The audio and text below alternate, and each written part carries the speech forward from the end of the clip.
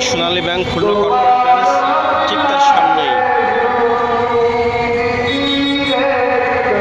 অনেক বড় সমাবেশ হবে ইনশাআল্লাহ।